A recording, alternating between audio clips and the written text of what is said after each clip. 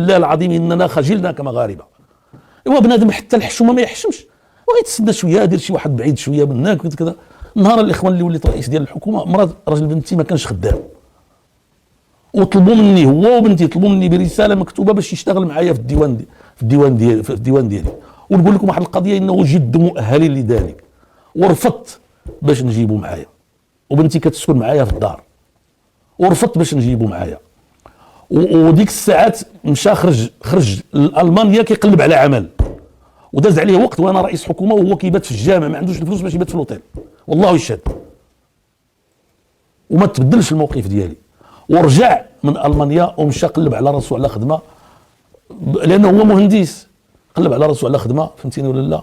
يعني بحال الناس، وانتقل من خدمه لخدمه، فهمتيني ولا لا؟ الى حد الان ما عمرني هزيت التليفون، يشهد الله، نقول لشي واحد عافاك الا ما تخدم امين.